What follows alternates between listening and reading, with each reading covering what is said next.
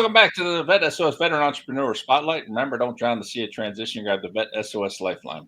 The Veteran Entrepreneur Spotlight is sponsored by SpearPoint Solutions. SpearPoint Solutions is a one-stop shop for leading-edge products, services, and training for multiple vendors. From AI training to corporate gifts and much more, they have everything you need to help your organization thrive in the modern economy. Please check out all their valuable offerings at spearpointonline.com, and don't forget to use the code VETSOS to continue to support our mission here. Today, I'm sitting down with Paula Sanchez. Paula Sanchez. See, I told you I was going to. I am so good at doing this. Paula Sanchez, CEO and founder of Sankirtz Marketing and Consulting Services, an independent health IT consulting agency. She is a veteran of the Air Force and Army National Guard. She holds a master's degree with a concentration in nursing, informatics, and has extensive experience with interoperability and human-centered design concepts, UX, UI solution designs, pragmatic marketing, and agile methodology. She's an active member of Georgia ANIA, Scrum Alliance, VWise, and Woven, as well as making time to volunteer with other veteran and community groups. How are you doing today, Paula? I'm doing fantastic. Good morning, Sean. And thank you for that awesome bio introduction. And I warned you ahead of time. I can screw up any name. It doesn't matter. I don't know why. I really fantastic. It's amazing to me. All right, so I can't wait to get into this because you have used and you have been involved in several of these programs that we've talked about with other people. So I'm excited to get your take on some of that and hear about your business. But let's start with your military transition first. Tell us a little bit about how that went. Yeah. So again, thank you for having me on today. My military transition began in 2001, right before 9/11. So, in the moment, I did not feel fully supported. It's kind of like you do your sign-offs, you get your little brown accordion, and then they send you out the door and you're like, what's next? I am grateful, though, that the United States Air Force set the foundation for my healthcare career. So I was able to pick up where I left off and build on that foundation. I was a surgical technician in the Air Force, and I went on to become certified and, move on to becoming a registered nurse beyond that. So I had a great foundation that the military initiated. Now, fast forward, I was not privy. Also wasn't very dedicated and looking at that time, but I wasn't privy to the fact that the military offered, the Veterans Services rather, offered so many amazing opportunities for veterans post-transition until 2018. And I stumbled across that after meeting one of the wonderful women of Woven, the Women Veterans Network. And they just blew my mind, sharing all the amazing services, opportunities, peer groups that we could join and become affiliated with to feel fully supported. So I feel whole again now. That's fantastic. And in all fairness, in 2001, there probably weren't nearly as many as there are now, but still surprisingly a secret, to try to find out about a lot of these organizations until you get into one. Once you get into one, then you start hearing about all these other ones. So exactly. And I've been trying to, pay it forward. Anytime I run into a veteran, specifically a woman veteran, I'm like, hey, did you know about this, this, and this? So yeah, we got to continue, empowering each other. That's outstanding. Mm-hmm. All right. So how did you get the entrepreneur bug? Yeah, so this piggybacks off of my nursing career. So I've been in healthcare for over 30 years now, and I have worked every gamut of positions, specifically within the perioperative surgical services department, from staff to all the way up to administrator and director. And in the height of the pandemic, which all of us healthcare providers have a story, I was very disappointed with how the healthcare system was handling not only patients, but also the staff. And no matter how many degrees, certifications, titles that I had in that moment, none of it helped, my staff or helped empower them. So at that point, I made a very hard decision to step away and actually be the change that I wanted to see in the world, as they say, and not just, jump on the bandwagon of people complaining about what could have, should have, would have been done in certain aspects. And the biggest tool from that, or rather my biggest takeaway again, was leveraging my educational background in informatics. I have a master's degree in nursing informatics. And in essence, what that means, for those who don't know, is that I specialize in the methodology of healthcare IT and how we use and leverage technology to solve complex problems within the healthcare industry. We have a lot of people on the provider side. They know how to treat patients. We have a lot of people on the technical side that know how to set up systems. So nursing informatics are the conduit between those two. We help, and ensure that correct problems and pain points have been identified, and that the solutions support not only the compliance measures, but also the end users that are within that workflow. So yeah, I pivoted. And I didn't realize it was going to be so awesome, but that took me, again, mostly referrals. I get out there and beat the pavement, old school, where we not so much knock on the doors, but just calling people, hey, I understand you have a problem with this, that, or that. I can help you address that with X skill sets. And so that took off, and I'm still in a whirlwind because here I am coming up on 6 years. And with the first 2 years, this is all self-funded, by the way. I have not taken out any business loans or grants or anything like that. I worked and just reinvested in my business. But through the blessings of referrals, I expanded my clientele from domestic healthcare entities to domestic and international corporate healthcare entities. And now, within the past year, a little over a year now, I've been able to even pivot into other regulatory industries outside of healthcare, which has been a little scary, I won't lie. But I'm able to network with amazing professionals that help us continue to connect the dots across the board. So it's been pretty awesome. That's awesome. That is great to hear. Yeah. So what have been the best and the worst parts about being an entrepreneur?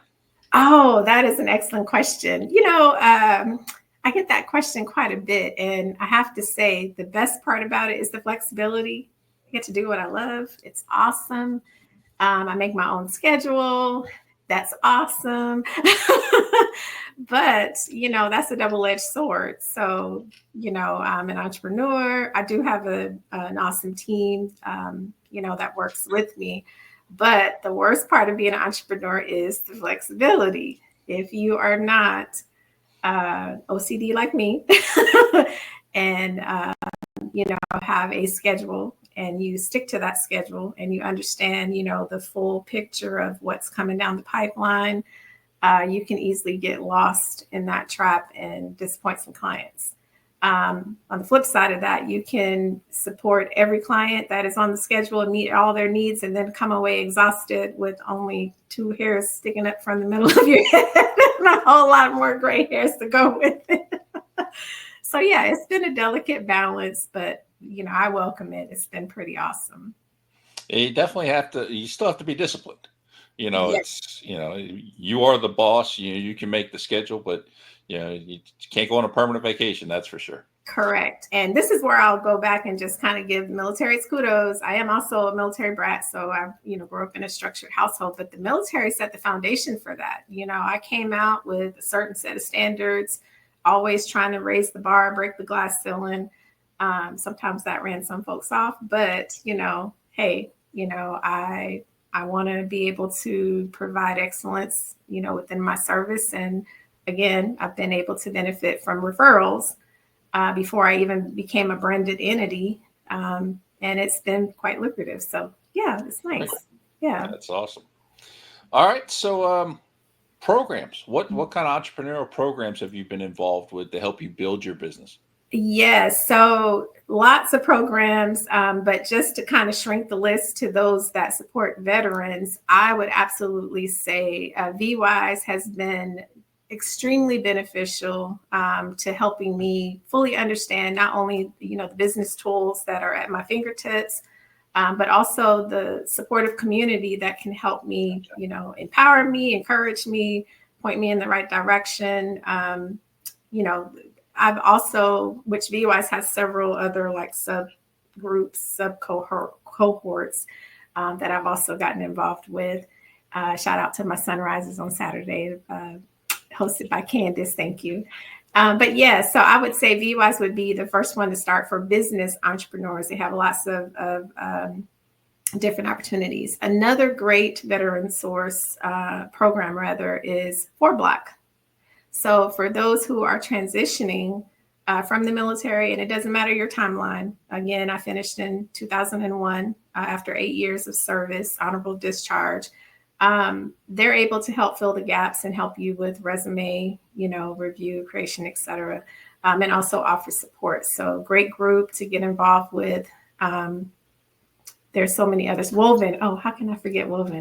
So Woven, the Women Veterans Network, is also an awesome veteran group. And they have been so supportive to me. My heart, I'm just going to put my little heart emoji for them, because not only are they looking to help promote, and build up support, rather, those that are looking for jobs and other resources, but it really is about self-care and addressing those unspoken challenges that many of us women veterans go through or have gone through when we were on active duty service. So my heart goes out to them. And I would say, if you're just looking to connect, start with them. If you're looking to build and hone your craft in your current industry and you just want to be more marketable, lean over towards FourBlock.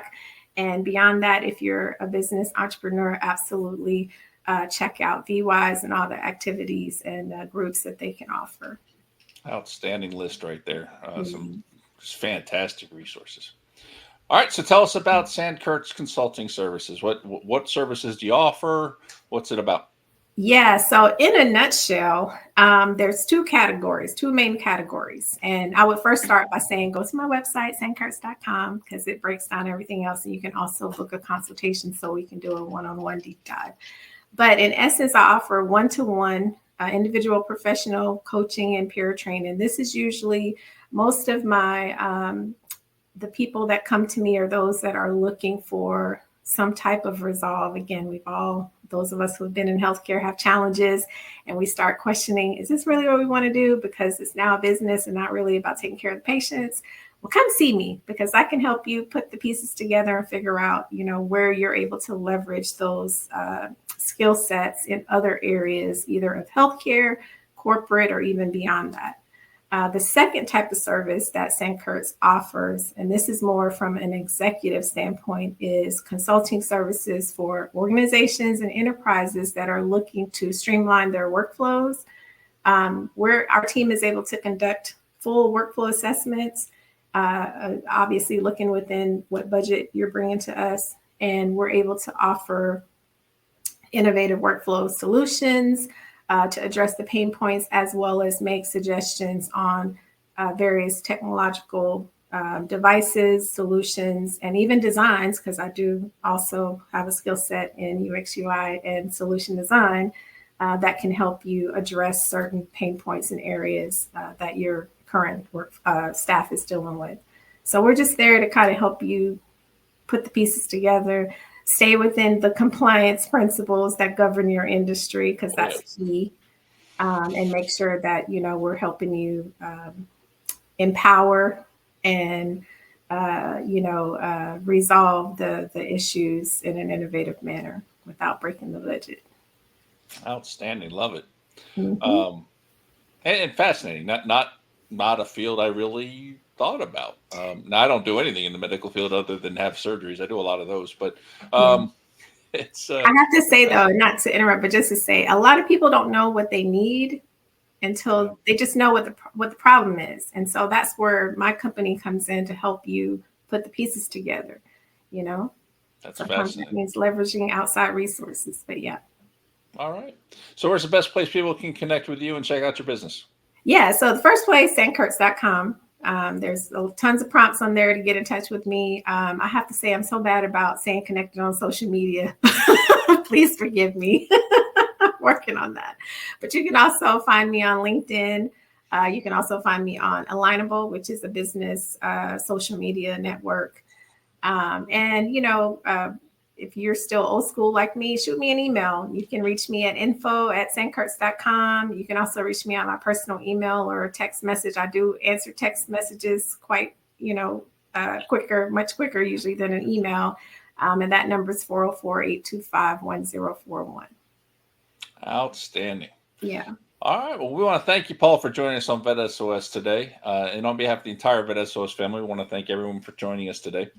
You can find VET S.O.S podcast on all your favorite podcast platforms, YouTube, and all social media platforms. Make sure to subscribe and follow so you don't miss a thing. And remember, as always, don't drown in the sea of transition. Grab the VET S.O.S Lifeline.